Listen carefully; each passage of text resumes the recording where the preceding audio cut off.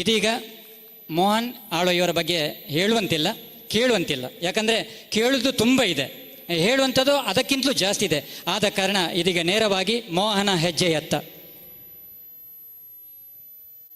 ಉದ್ಘಾಟನೆಯನ್ನು ಮಾಡಿದಂಥ ನನ್ನ ಸನ್ಮಿತ್ರ ಅಭಿಚಂದ್ರ ಜೈನ್ರವರಿಗೆ ಕೈ ಮುಗಿದುಕೊಂಡು, ವೇದಿಕೆ ಮೇಲಿದ್ದ ಎಲ್ಲ ಅತಿಥಿಗಳಿಗೂ ಕೈ ಮುಗಿದುಕೊಂಡು, ಸೇರಿದ ಸಹೃದಯ ಬಂಧುಗಳೇ,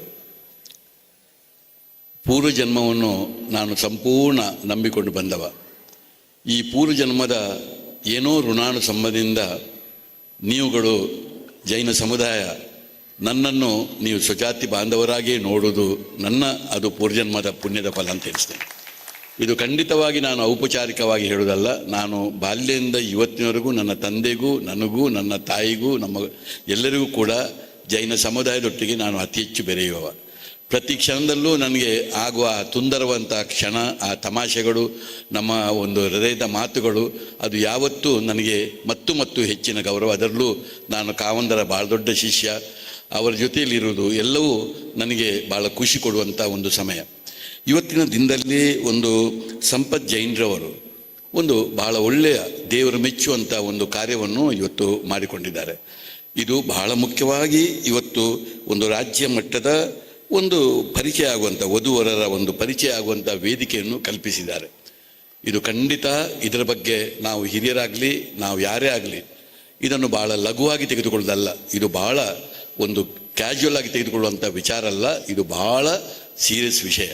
ಇದಕ್ಕೆ ನಾವು ಎಲ್ಲರೂ ನಮ್ಮ ಒಂದು ಸಹಕಾರ ಮಾಡಬೇಕಾದ್ದು ನಮ್ಮ ಕರ್ತವ್ಯ.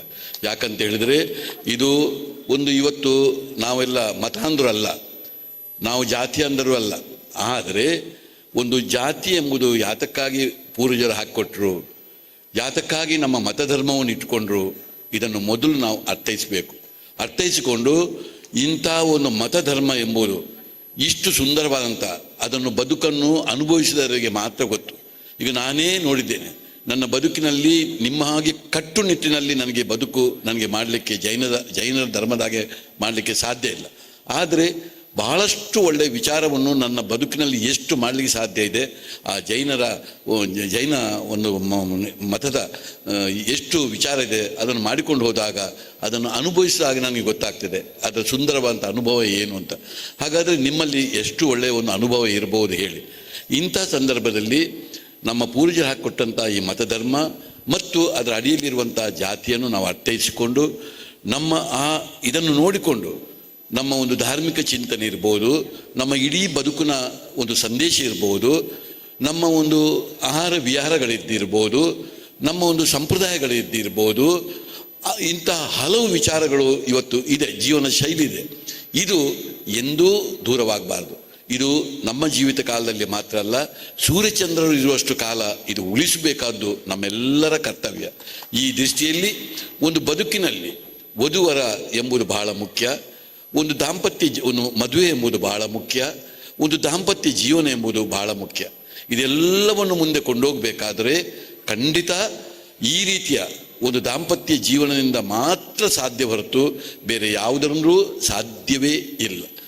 ಈಗ ಬಹಳಷ್ಟು ಕಡಿಮೆ ಸಂಖ್ಯೆಯಲ್ಲಿರುವ ಜೈನ ಸಮುದಾಯ, ಅದು ಇಂಥ ಸಮುದಾಯದಲ್ಲಿ ಈಗ ನಾವು ಆಲೋಚನೆ ಮಾಡಿದರೆ ಹುಡುಗಿಯರಿಗಿಂತ ಜಾಸ್ತಿ ಹುಡುಗರೇ ಮದುವೆಯಾಗದಿದ್ದದ್ದನ್ನು ನಾನು ಗಮನಿಸ್ತಾ ಇದ್ದೇನೆ ಜೈನ ಸಮುದಾಯದಲ್ಲಿ.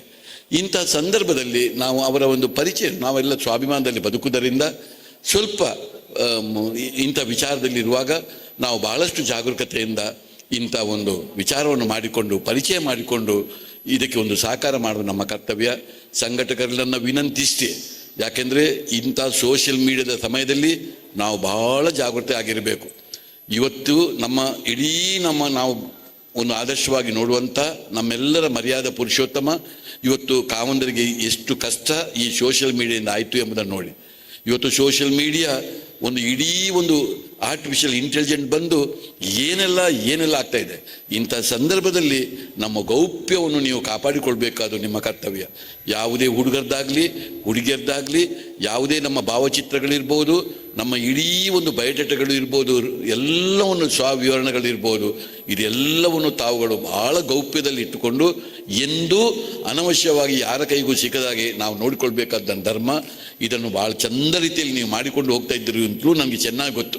ಚೆನ್ನಾಗಿ ಗೊತ್ತು. ನಾನು ಹಲವು ಸುತ್ತಿನಲ್ಲಿ ಮಾತನಾಡುವಾಗ ಇವತ್ತು ಅದನ್ನು ಸಂಪತ್ರವರು ಬಹಳ ಜಾಗ್ರತೆಯಿಂದ ಇಟ್ಟುಕೊಂಡು ಹೋಗಿದ್ದಾರೆ. ಇದು ಕೂಡ ಬಹಳ ಮುಖ್ಯ ಅಂತ ಹೇಳಿಕೊಂಡು, ಮುಂದೆ ಯಾವತ್ತೂ ನಿಮ್ಮ ಜೈನ ಸಮುದಾಯದ ಯಾವುದೇ ಕಾರ್ಯಕ್ರಮ ಆಗಲಿ, ಇದು ಇಡೀ ನಮ್ಮಲ್ಲಿರುವ ಎಲ್ಲ ಆವರಣಗಳು ಕೂಡ ನಿಮ್ಮದೇ.